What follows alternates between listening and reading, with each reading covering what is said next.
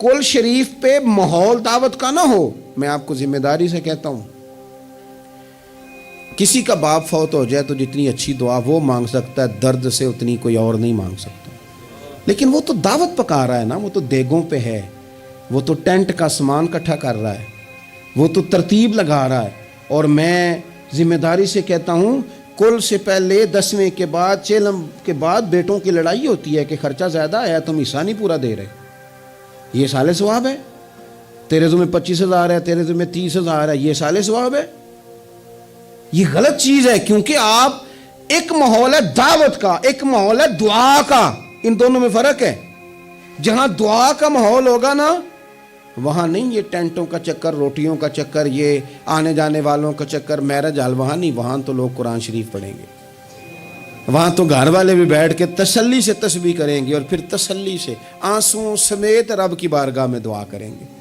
دعوت اور دعا کا ماحول ہی الگ الگ ہے. اس لیے جو ہماری تقریبات اصال ثواب کی ہیں. اور پھر میں آپ سے عرض کروں، امیر بڑے بڑے چیلم کرتے ہیں، غریبوں کو مشکل میں ڈال دیتے ہیں. مشکل میں پتہ نہیں بیچاروں کا بیماری پہ کتنا کو خرچ ہو گیا ہے، کہاں کہاں سے قرضہ اٹھایا ہے، کتنی تکلیف صحیح ہے. پھر آپ نے کل شریف پہ بھی بہت بڑا اہتمام کا کہہ دیا، پھر 10ویں پہ بھی کہہ دیا، پھر چیلوں پہ بھی کہہ دیا. نہیں، کچھ لوگ زبان سے کہتے لیکن بڑی تکلیف میں آ جاتے، بڑی آزمائش، بڑی ساری دکھ بھرا معاملہ ہوتا ہے. اور میں نے دیکھا ہے، چونکہ میرا شعبہ ہے، میں نے قریب جا کے دیکھا ہے، لوگ سوال جواب کر رہے ہوتے ہیں، جناب آپ کیسے کر کے کریں، کس کو دکھ بتائیں. ایک ماں کے جانے کا دکھ، باپ کے جانے کا دکھ، بھائی کے جانے کا دکھ، اور ایک یہ والا دکھ. نہ کریں یہ کام.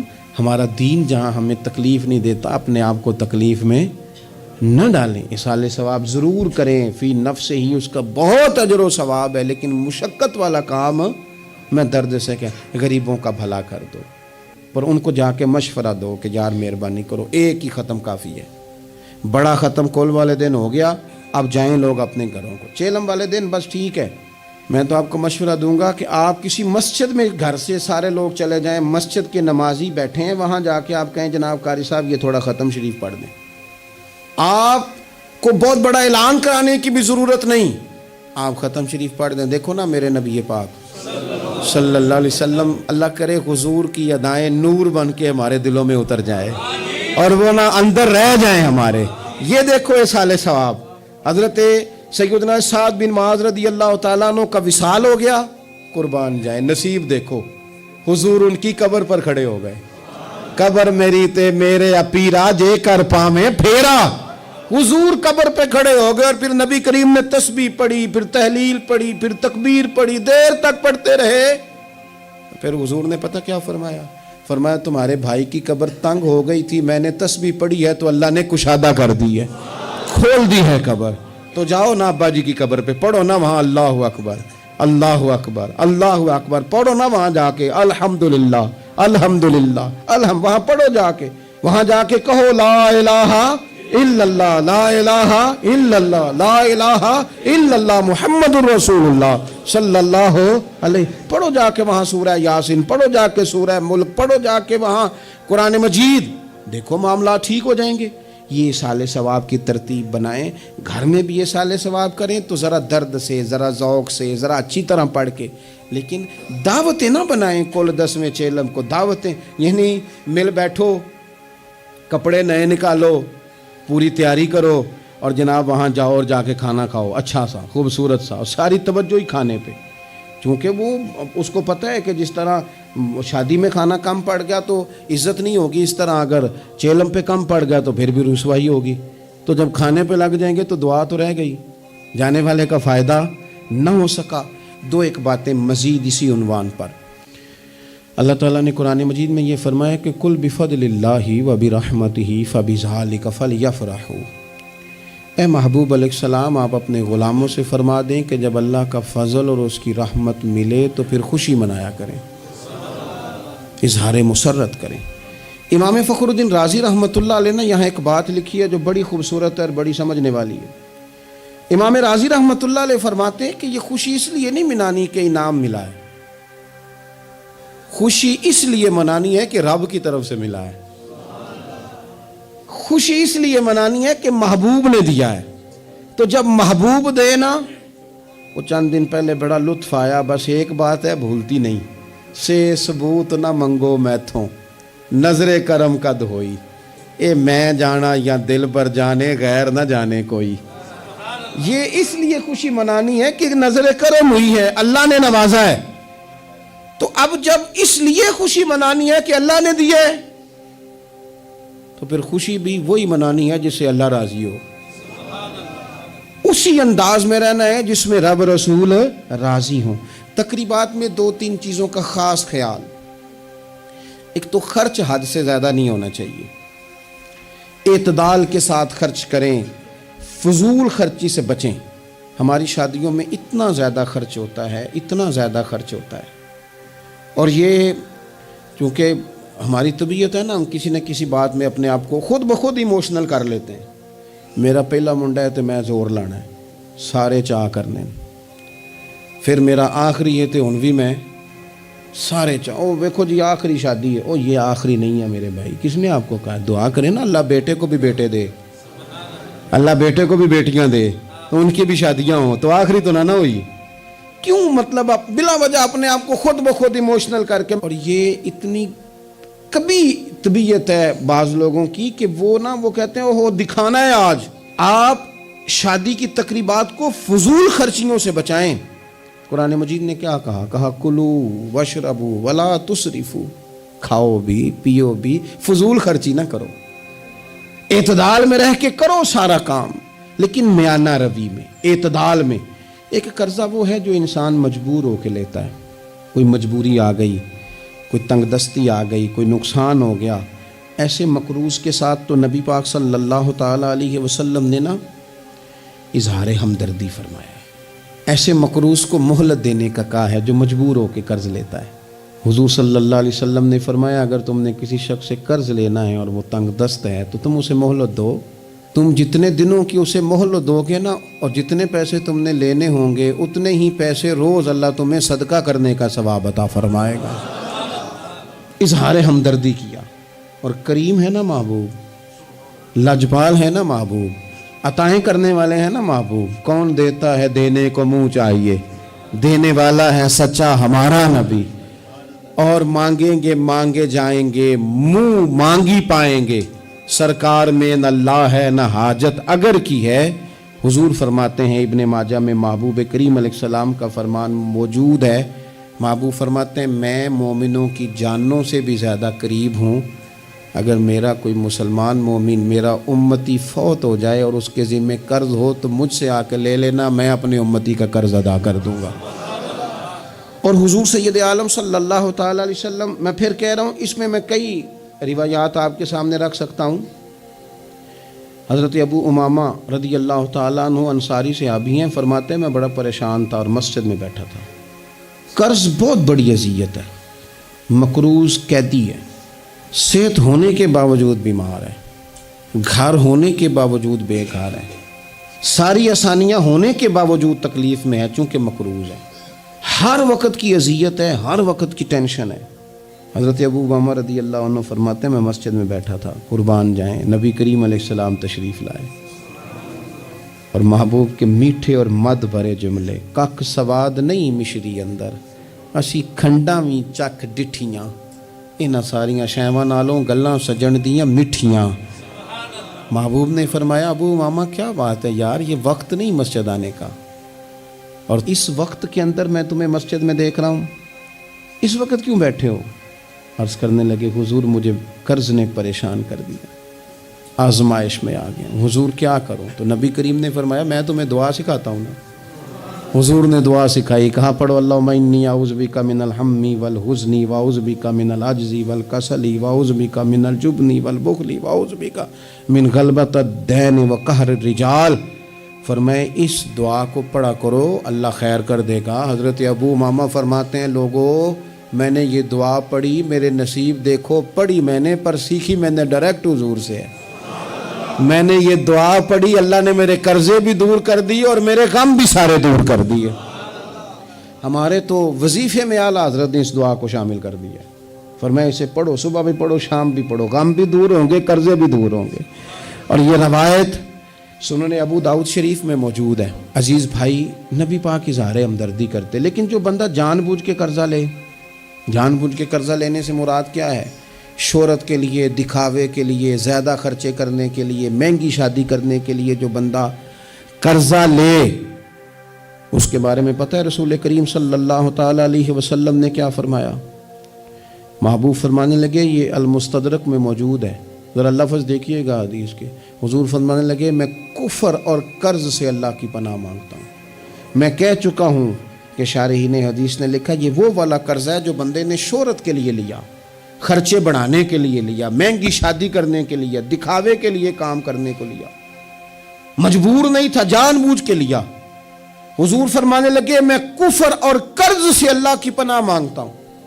تو صحابی نے عرض کی، یا رسول اللہ، آپ قرض اور کفر کو برابر کر رہے ہیں، ایک جگہ ذکر فرما رہے ہیں؟ تو حضور نے فرمایا، ہاں میں ایک جگہ ذکر کر رہا ہوں، میں ان دونوں کا ذکر اکٹھا کر رہا ہوں، کفر اور قرض. اتنی بڑی بات، اعتدال میں رہیں، کم سے کم قرضے.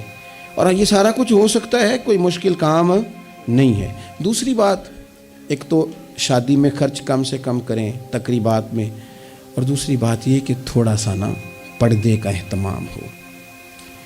میں کوئی تنقید نہیں کرتا، طنز نہیں کرتا، چونکہ ہماری بہنیں، مائیں، بیٹیاں ہوتی ہیں، ہم نہیں انہیں سمجھانا ہے. ان کو ذرا سمجھائیں، ان کو یہ بتائیں کہ قیمتی چیزیں جو ہوتی ہیں وہ پردوں میں ہوتی ہیں. ہمارے گھر میں 20 تولے سونا پڑا ہو تو ہم نے کبھی نہیں باہر نکل کے بتایا کہ پڑا ہے، کیونکہ قیمتی ہے نا، تو پردے میں رکھا ہوا ہے. اس کی چابی کا بھی ہم خیال رکھتے ہیں کہ کہیں گم نہ ہو جائے. اسی طرح ہر کتاب کو غلاف نہیں چڑھتا، صرف قرآن پاک کو چڑھتا ہے. انہیں بتاؤ کہ ساری بیویاں پردہ نہیں کرتی، صرف سیدہ عائشہ صدیقہ کی کنیزیں کرتی ہیں، صرف سیدہ فاطمہ کی کنیزیں کرتی ہیں رضی اللہ تعالی عنہما. تھوڑا سا نا پردے کا اہتمام. شادی بیاہ پہ تو بالکل ہی معاملہ گڑبڑ ہے، اور پوری تیاری کر کے عورتیں معاذ اللہ آ جاتی ہیں. اور یہ تو روکنا ہے ان کے ورثاء نے، ان کے جو ولی ہیں. عورت نے جو بناؤ سنگار کرنا ہے وہ تو گھر میں اپنے خامد کو دکھانے کو کرنا ہے، تو وہ گھر میں کرے جب اس کو ضرورت ہو. لیکن اس طرح سے لے کر کے اس کو بیاہ میں جانا، شادی میں جانا، مہندی کی تقریب میں جانا، یہ نہ عقلاً ٹھیک ہے، نہ نقلاً ٹھیک ہے، نہ تہذیب کے طور پر ٹھیک ہے، نہ سوسائٹی میں مہذب لوگ اس طرح کا کوئی کام کرتے ہیں. سنو، نبی پاک صلی اللہ تعالی علیہ وسلم نے ارشاد فرمایا، شرک کے بعد جو سب سے بڑا گناہ ہے وہ بدکاری ہے، بے حیائی ہے. اور نبی پاک علیہ السلام نے فرمایا کچھ عورتیں ایسی ہیں جو لباس پہن کے بھی ننگی ہیں. فرمایا یہ وہ عورتیں ہیں جنہیں اللہ تبارک و تعالی جنت کی ہوا بھی عطا نہیں کرے گا، خوشبو تک نہیں ملے گی. ان کو یہ سمجھائیں. یہ آج کل بڑا عروج ہے شادیوں کا. خواتین مہربانی کریں، اپنے اوپر رحم کھائیں، نہ اللہ کی نافرمانی مول لیں. ماؤں، بہنوں، بیٹیوں، پھر روتی ہو، دکھ سناتی ہو، کہتی ہو بڑی ساری آزمائش میں ہیں. تو اگر تکلیف میں ہو تو پھر تو رحمت والے کام کرو نا. بندہ تکلیف میں بھی ہو، دکھوں میں بھی، اور کام عذاب والے کرے تو اسے کس طرح کر کے آسانی میسر آئے گی؟ اس لیے شریعت اسلامیہ کے دائرے کے اندر وقت گزاریں. تیسری گزارش تقریبات کے حوالے سے، تیسری اور آخری یہ ہے کہ ہم نہ شادی ہو، بیاہ ہو، کوئی بھی معاملہ ہو، ہمارا یہ مزاج بن گیا ہے کہ ہم نہ تعلقات نبھاتے ہیں. دفتر کے لوگوں کو بلائیں گے، ہمارے جو بزنس کے متعلقہ لوگ ہیں ان کو دعوتیں دیں گے، جن لوگوں سے ہمیں کوئی سیاسی سماجی کام پڑ سکتا ہے انہیں بلائیں گے. دعوت بھی کبھی کھلائیں گے تو کوشش کریں گے اس بندے کو کھلائیں جو بندہ نا جس کی ذرا فوٹو صحیح آتی ہے، لائکس اچھے ملتے ہیں. اسی طرح کا معاملہ شادی میں ہم نے کر لیا ہے، صرف اپنے فائدہ دیکھ کے، نفع دیکھ کے. بلکہ اخباروں میں بعض میں خبر آتی ہے فلاں کے بیٹے کا ولیمہ سیاسی اجتماع بن گیا، غرباء کو موقع نہیں ملتا. ہمارے استاد صاحب بات سنایا کرتے تھے، وہ فرماتے تھے کہ ایک آدمی کو کسی نے بلا لیا شادی پہ، تو کسی گیراج میں کسی ورک شاپ پہ کام کرتا تھا، تو وہ نہ وہیں سے کپڑے نہ بدل سکا، انہی کپڑوں میں وہ اسی طرح آلودہ تھے کام کے ساتھ. اس نے کہا کہ اگر میں گھر گیا تیار ہونے تو وہ لیٹ نہ ہو جاؤں، تو اسی طرح چلا گیا. اس کو چوکیدار نے اندر ہی نہیں جانے دیا، کہا تو کدھر آ گیا؟ اس نے بڑی کہا بھی مجھے بلایا ہے، میرا تعلق ہے. اس نے کہا نہیں تجھے کیسے بلا لیا؟ کیونکہ اسے پتا تھا نا ان لوگوں کا تو اسٹیٹس ہی اور ہے. غریب آدمی ان کی دعوت میں. اس نے کہا جا تجھے نہیں بلایا, اندر ہی نہیں گھسنے دیا. اب وہ جلدی سے گاڑی بھگا کے گھر گیا. وہ کاٹن شاٹن مایا شایا تگڑے کپڑے ویس کوٹ اچھے طرح سوٹ بوٹ پہن کے جب وہ واپس لوٹا نا تو اس نے جناب خود سے اسی چوکیدار نے خود دروازہ کھولا, اندر بھیجا. اب وہ جب کھانا شروع ہوا نا تو اس نے ایک ڈونگا لیا سالن کا اور اپنا کرتا پکڑ کے اس میں ڈبو دیا, پھر دوسرا کرتا ڈبو دیا. لوگوں نے کہا تم باولے تو نہیں ہو گئے, یہ کیا کر رہے ہو, اپنے کپڑے آلودہ کر رہے ہو سالن سے. کہنے لگا میری تو دعوت نہیں, دعوت تو کپڑوں کی ہے, اگر میری ہوتی تو مجھے تو پہلے بھی داخل ہونے دیتے. یہ تو ان کپڑوں کی دعوت ہے میاں, تو یہ چونکہ ان کی دعوت ہے تو انہیں کہہ رہا ہوں کھاؤ کھانا, میری تو ہے ہی نہیں دعوت, ان کو کھانا چاہیے. اس لیے کہ یہاں تو گاڑیوں کی دعوت ہے, یہاں تو کوٹھیوں کی دعوت ہے, یہاں تو دعوت اس بات کی ہے کہ بڑی پجاروں میں کون آیا ہے. رسول کریم صلی اللہ تعالی علیہ وسلم نے فرمایا ولیمے کے کھانوں میں بدترین کھانا, یہ صحیح بخاری ہے, فرمایا ولیمے کے کھانوں میں سے بدترین کھانا وہ ہے اس میں امیروں کو تو بلایا جائے پر غریبوں کو نہ بلایا جائے. وہ بدترین دعوت ہے. اس لیے بعض صوفیہ تو یہ فرماتے ہیں کہ کوشش کر کے نا بعض غریبوں کو منت کر کے لے آؤ اپنے ولیمے کی اپنی تقریبات کی دعوتوں میں, تاکہ تمہارا کھانا اچھا کھانا تو بن جائے نا, تمہارا کھانا بہترین کھانا تو بن جائے نا, تمہارا کھانا اعزاز والا تو ہو جائے. کچھ تو غرباء کو دعوت دے لو, لیکن ہماری تقریبات ہماری ذاتی معاملات کا حصہ بن جاتی ہیں. میں تو مذہبی تقریبات بھی دیکھتا ہوں, مذہبی تقریبات میں بھی ہماری پوزیشن کچھ اسی طرح کی ہے. میں اپنے بارے میں کئی دفعہ دوستوں کو کہہ چکا ہوں کہ دین کا خادم سمجھ کے دعوت دینا تو بڑی اچھی بات ہے, لیکن ہمیں برانڈ نہ بناؤ. ہمیں بعض جگہ بڑی اچھی طرح سمجھ آ جاتی ہے کہ بعض آدمی کا بات کرنے کا سٹائل کیا ہے, اور جو آدمی روز اتنی لمبی چوڑی تقریر کرتا ہے اس کو جب آگے کوئی شخص بات سنانے کی کوشش کرتا ہے تو پتہ چلو اکثر چل جاتا ہے کہ کہاں سے بات کر رہا ہے. چلیں جواب نہ دینا کئی دفعہ اخلاقی طور پر درست نہیں ہوتا. دینی تقریبات کو کوئی ضروری ہے کہ 600 آدمی 400 آدمی بیٹھے گا تو پھر ہماری محفل ہوگی, کوئی ضروری ہے؟ اس لیے تو غریب آدمی نے جلسے کو ہاتھ ڈالنا ہی چھوڑ دیا, جلسہ مہنگا ہی بڑا ہے. غریب آدمی نہیں یہ کام کرتا, وہ کیسے محفل کرے گا؟ وہ تو آپ ساؤنڈ والے کے پاس جائیں تو کہتا ہے دور بدل گیا ہے, اب کہاں 1500 میں ساؤنڈ لگتا ہے. وہ تو چونکہ ہم نے ہر چیز کو برانڈ بنا دیا, کمرشل کر دیا, ماحول اور طرح کا بنا دیا ہے. یہ کام نہ کریں, آپ اس کو دین ہی بنائیں اور یہ ذوق ہی رہے نا, تو بھائی اس کے لیے پھر کسی آرٹیفیشل نعت خواں کو بلانے کی ضرورت نہیں ہوتی. محلے کا لڑکا بھی سونی نعت پڑھ لیتا ہے. اس کے لیے پھر اپنے خطیب صاحب بھی بڑی بہترین تقریر کر لیتے ہیں جو ہمیں 5 نمازیں پڑھاتے ہیں. پھر یہاں بھی سارے کام, لیکن ذہن تقریبات کے لحاظ سے بن گیا ذرا بڑا اونچا سا. دین اپنی ذاتی حیثیت رکھتا ہے. اپنی تقریبات کو شستہ کریں, سنجیدہ کریں, صاف ستھرا کریں. جتنی بھی قباحتیں ہیں, اخلاقی ہیں, مالی ہیں, ان کو دور کریں. ہم مسلمان ہیں, مسلمان بڑا سنجیدہ سا ہوتا ہے, سونا سا ہوتا ہے, اس کے رویے بڑے میٹھے ہوتے ہیں, اس کے آنے جانے کے معاملات میں شائستگی ہوتی ہے. اسے دیکھ کے پتہ چلتا ہے کہ یہ رسول اللہ کا ماننے والا ہے, یہ نبی کریم علیہ الصلوۃ والسلام کا تربیت یافتہ امت ہے. اللہ تعالیٰ سمجھ عطا فرمائے. آخر دعوانا الحمدللہ.